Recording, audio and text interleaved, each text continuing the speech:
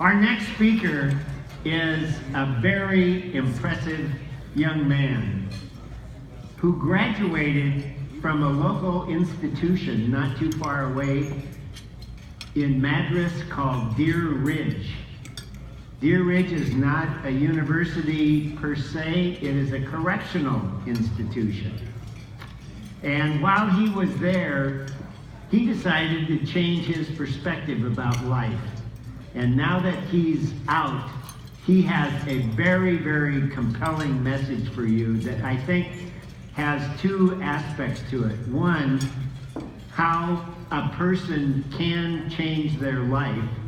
And number two, a potential project for Rotarians to mentor people who have been in various situations in their lives but are coming back to society to be productive and energetic members of our society. So please listen carefully to Frank Chaz and his message. Frank, come on up.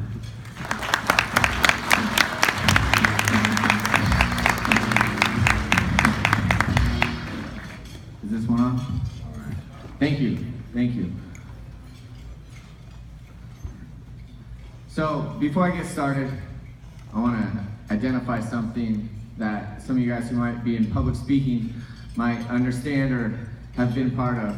When you're a presenter or you're involved in anything, you want to be in the beginning or the end of that time. Just like movies, when we watch movies, what happened in the beginning? Oh, this happened. What happened in the end? Oh, this happened. What happened in the middle? A bunch of stuff happened. I can't remember it. So when you're in the middle, you're in the most forgettable moment. Well, right now, it is noon on the second day of a 3-day conference. This means we are in the most forgettable moment of this conference. So let's try to not make that way, all right? I'll do my best on that end. Again, the lunch was delicious. I'm glad to be here. I'm glad you guys are here. I did a little research about the Rotary Club earlier. There were the panelists up here, and they said something about a survey, and one of them was, I don't know what the Rotary Club is. And I didn't know what Rotary International was either until about a month ago when I was asked to be part of this.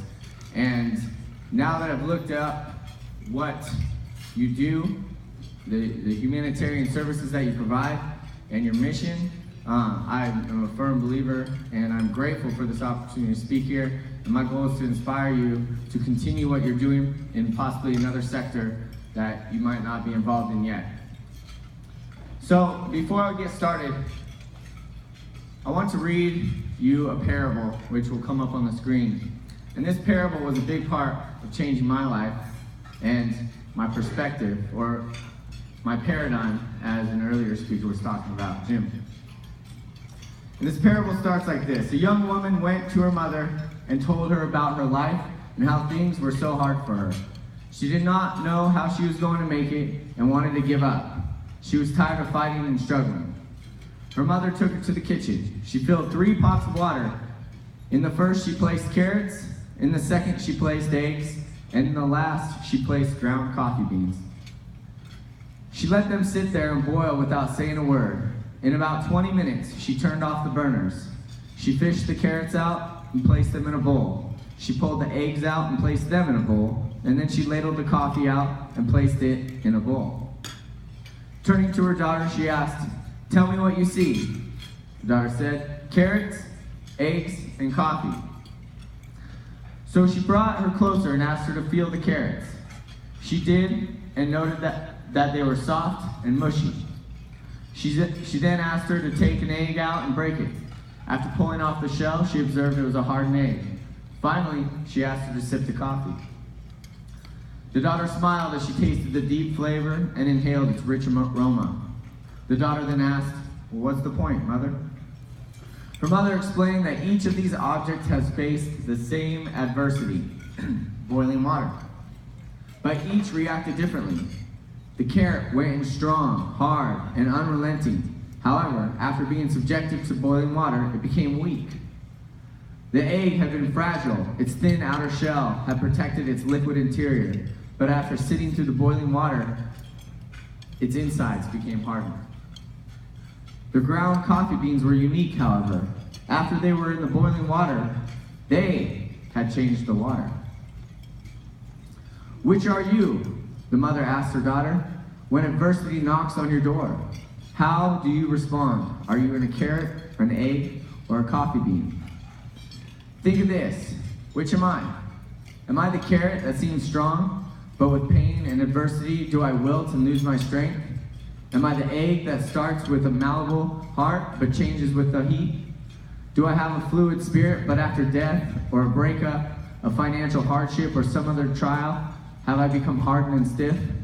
Does my shell look the same, but on the inside am I bitter and tough with a stiff spirit and a hardened heart? Or am I like the coffee bean? The bean actually changes the hot water, the very circumstance that brings the adversity, the pain, and the hardship, into something quite wonderful.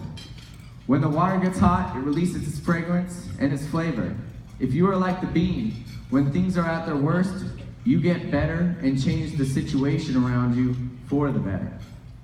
When the hours are darkest and the trials are the greatest, do you elevate to another level? How do you handle adversity? Are you a carrot, an egg, or a coffee bean? Now, I gotta make a disclaimer. I have been an egg for most of my life. I was an egg when I was young, when it came to adversity, when it came to certain trials in life. Instead of stepping up and taking control of my situation and taking responsibility for my life, I grew hard, I grew upset, angry, rebellious, and pushed that way throughout my life. And as an egg, it led to me being involved with an armed robbery in 2010. Now, this decision in my life was one of the worst decisions I ever made in my life.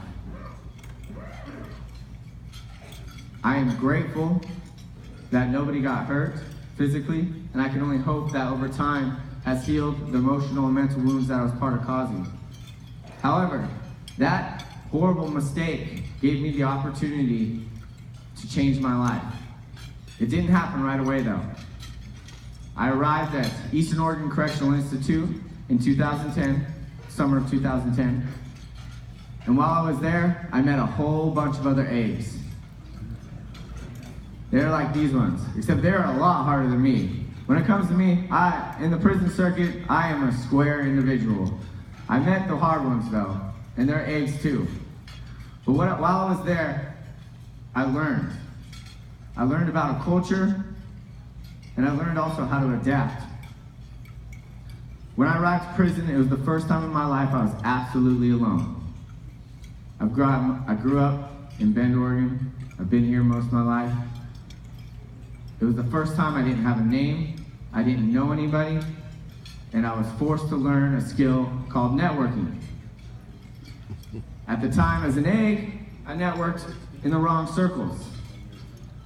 But I had to learn about this culture and about the society that is the prison system. And I'm going to tell you about that because in a little bit, I'm going to tell you how what amazing things people are doing to change that culture, which should be impossible. So the prison culture is like this. It has to do with race. It has to do with your crime. It has to do with your affiliation. These are variant factors that determine who you talk with, who you participate with, who you eat with, who you live with. All of these different things right here create a negative culture and a culture of separation and identifying people by their differences.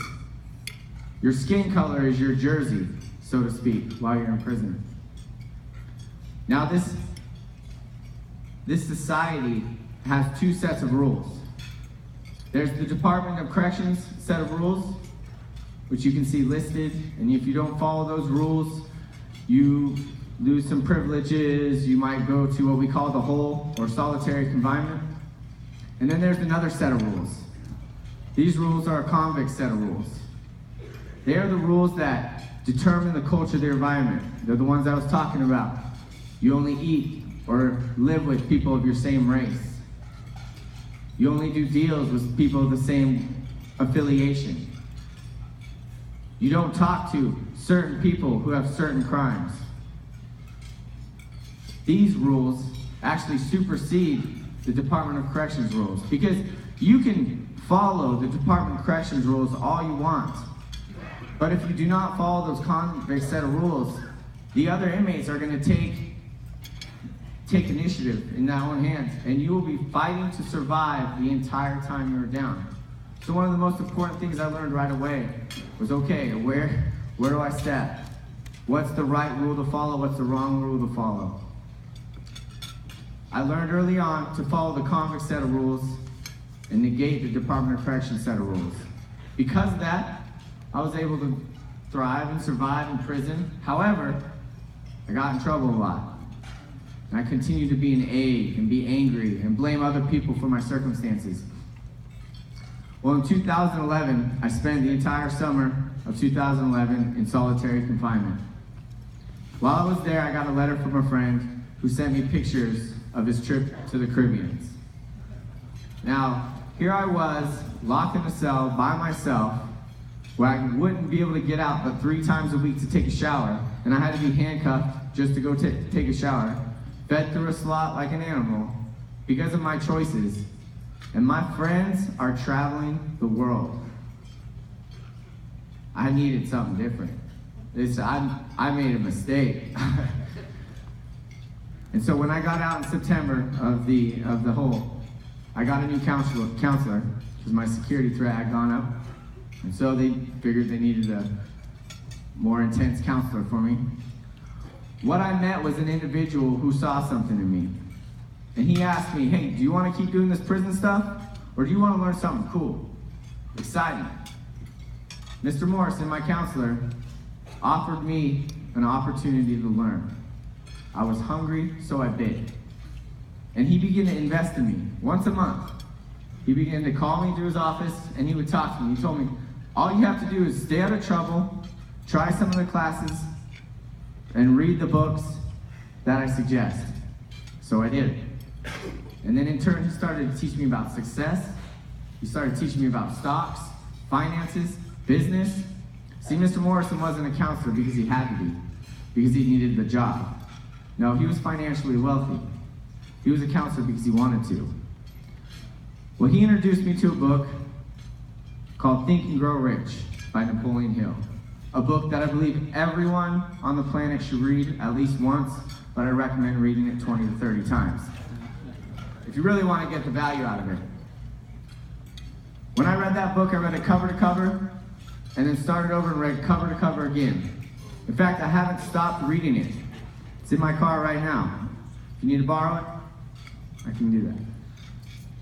This book was what I was looking for, because it wasn't just about think and grow rich and wealthy. Rich meant so many more things.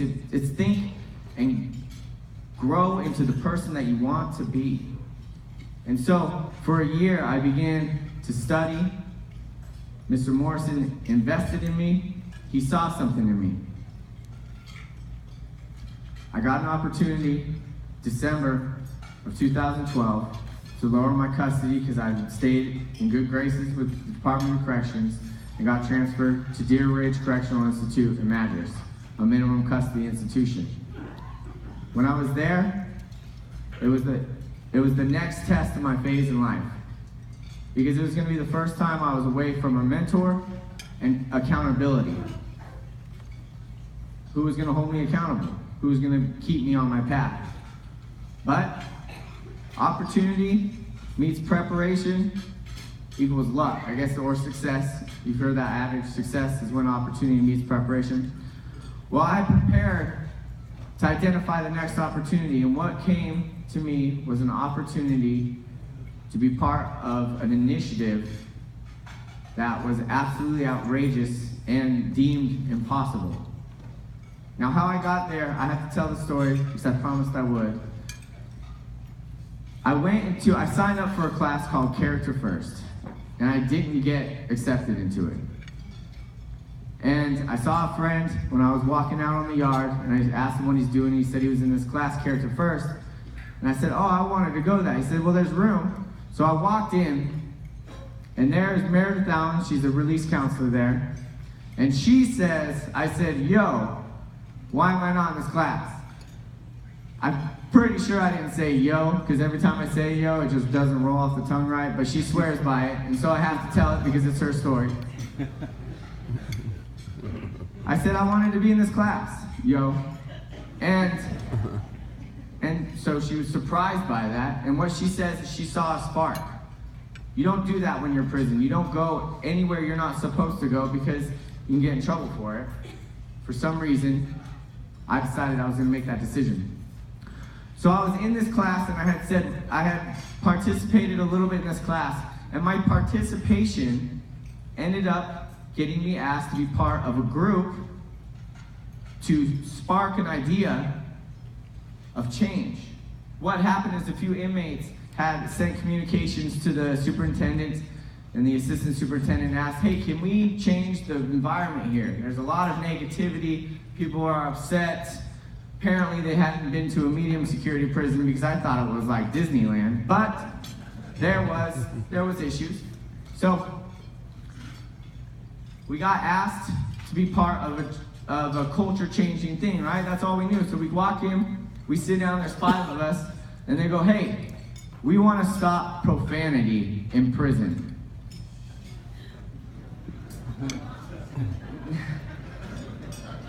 Now you gotta know, profanity in prison is like English in the United States. There's other languages, but it's the primary language. And so, this whole idea of asking a bunch of inmates to stop speaking English because somebody thought it was wrong was kind of not, it was a touchy subject. I mean, you're talking about guys who decided the law out here didn't matter enough, so they did something that harmed someone to the point that they had to go to prison for at least a year or more. You want us to tell them that they shouldn't use profanity because it's wrong? And then you want me and these other 4 guys to tell them, who are wearing the same thing with no authority, oh, and you don't want to give us any incentive to tell these guys that we live with 24/7, who have 100% access to us, to tell them, oh, don't use profanity because somebody thinks it's wrong. Okay? You know, one thing that this book taught me was to face your fears. And it teaches 7 ghosts of fear. 6 ghosts of fear plus 1 more. But one of the fears is the fear of criticism. And this is a fear that I've suffered with all my life, to the point that it has influenced me to do and not to do things that I didn't want to do. What better way to face your fear than tell 700 convicts that the way they speak is wrong and not be able to run away from them? It was the next step, and so we took that journey. What happened over the span of 2.5 years is we evolved from being profanity police, which we got rid of that really quick. I think we only tried to do that for a month before, like, hey, let's try something different. We evolved it, and it's called, the group itself is called the Pro-Social Communication Work Group. And this work group now facilitates solutions to problems in the institution. What we did at first is we created a voice. We created a voice for inmates because here's the thing. The whole time you're in prison, you're told you're wrong, you're a bad person, all these things. Yes, there are bad people in prison. I don't know if that's a news break, but yes, there are actually bad people in prison. I've met a few of them. They're pretty scary. However, there are actually a lot of very good individuals there who want to be good, who want to be well, who want to be contributors to society and community, but don't believe they can. And because of that, they continue to fail and make choices because they don't believe they're worth it. One of the biggest things that we presented to administration was stop trying to control people out of fear and start trying to influence them through encouragement and value. That's all a coffee bean is. Someone who's willing to influence and invest value into others so they see the value in themselves. What we found in this pro-social communication work group is every time that we invested in inmates, including ourselves, the response was, hey, I like this. How can I get involved? So here's the magic of what happened. Because Meredith Allen and Kevin Horman, who's the assistant superintendent there, and other volunteers invested in us and gave us the chance to see the value in ourselves. Mr. Morrison did it directly to me. We began to invest into the value of others. And in that process, created what they have going on right now called the Pro-Social Challenge, which is essentially empowering inmates to take responsibility for themselves, for their actions, what they're doing with their life, and what they're doing with the rest of their sentence. It's helping them set goals, understand relationships, what it's like to live a pro-social life. What is so amazing about it is it's inmates helping inmates, and they're all volunteers. And remember that society, that culture I talked about, everything is based on race, affiliation, type of crime. All those people over here that separated themselves based on these different categories are now in an institution here helping each other, breaking down those barriers, helping each other to become better individuals. And you know why? Because they're all going to be somebody's neighbor someday. And that's the thing I'm challenging to you. I'm challenging and expressing it to you all today. Why should you care about an inmate? Well, at least the ones in Deer Ridge, they are all getting out. There's going to be a day where there's an inmate that's going to get out and they're going to be your neighbor. They're going to work at a restaurant that serves you food. They're going to shop at your favorite stores. They're going to speak at your conferences. So why not invest and support the rehabilitation and the restoration of them so they're the best people out there? Because the ones that aren't, the ones that don't get that investment, the ones that don't get received back and go, hey, you know what? We know you made a mistake, but we love you, and we want you to be the best person you can be. It's that hopelessness. And they end up committing more crime and causing more harm. So yeah, it's important to you, it's important to me, it's important to everybody that the people who have been willing to break the law come out and see, hey, no, that's not okay. That's not how you live life. And that you don't have to live that life. That you can succeed. And how that's done is through mentorship and investment. My mentors here, Jerry Schultz. I have some of the greatest conversations with him. He invests in me. But the important part, and this is another big factor too, he does it not because he's obligated to, not because he has to, but because he wants to. My sister and brother-in-law, they let me move into their house with my little nephew. He's adorable. They did it not because they're obligated to or have to, it's because they want to. And that, I believe, is a very key component to mentorship and investing. Don't help someone because you have to, and I know I'm preaching to the choir here, but help them because you want to, out of love. Love is that key ingredient.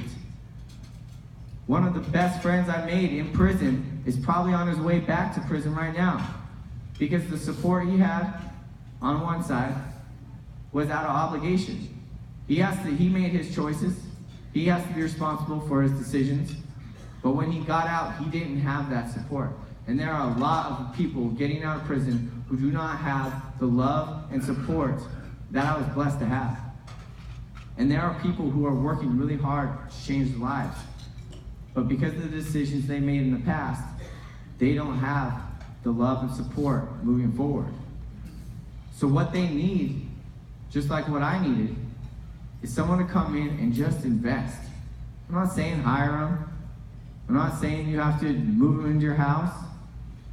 At the very least, think about talking to them.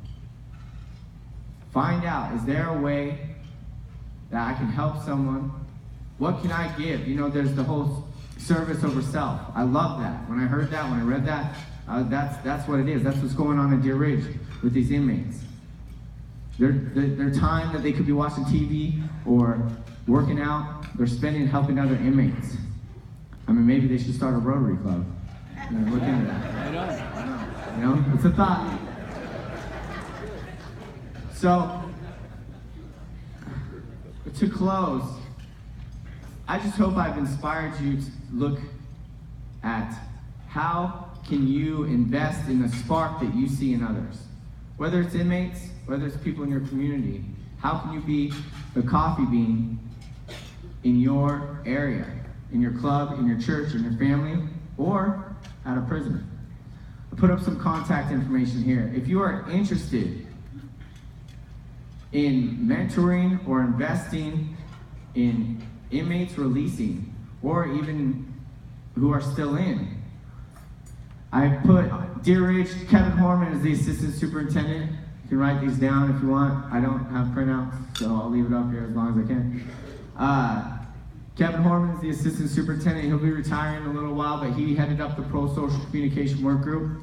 Meredith Allen was the release counselor I was talking to you about, who saw a spark in me and saw a spark in other people and really inspired us to change and then inspire others to change. Myself, I grew up, so Frank Chaz Patka, for a little disclaimer, Chaz is my nickname growing up. I'm Frank Charles Patka IV. My dad right here is Frank Charles Patka III. So Chaz had been a name throughout it. But you can email me. Also Ryan Costello here, he's working with me on this Coffee Bean Leadership. You can email and talk to him too. You can go to our website, coffeebeanleadership.com. Don't judge it, I made it. That's not my area of expertise at all, as you will see. But this is an idea. That's all it is. That's all I know right now is an idea. But I know it's an idea that needs to happen. And I know how to make ideas happen. We did it in prison. You know, going back to Think and Grow Rich, taking an idea, turning it into its tangible equivalent. I know the formula, and I want the formula to be Coffee Bean Leadership, and I would love to see us become a broker between Rotary Club members and inmates getting out for a mentorship thing. We'll see what happens. I just want to thank you very much for your time here. I really appreciate it. I'm grateful, Jim. I'm grateful for the opportunity. Have a wonderful rest of your day. Thank you.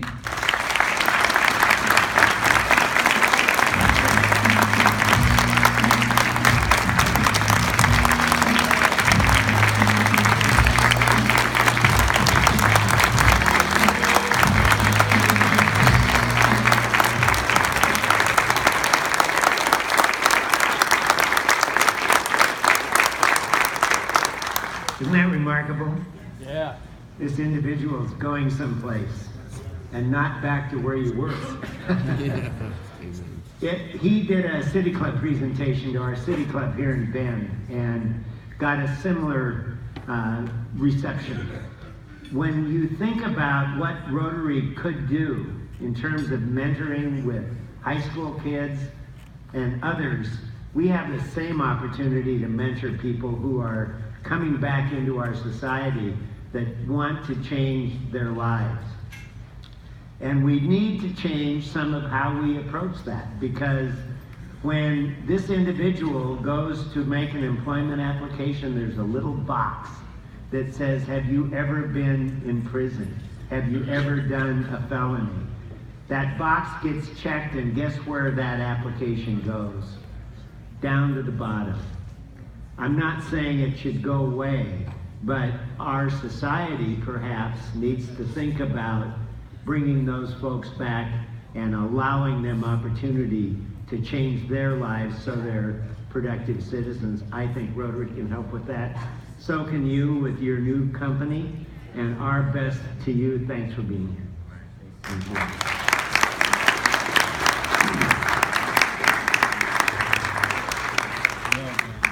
There you go. Okay? You can stop. The youth exchange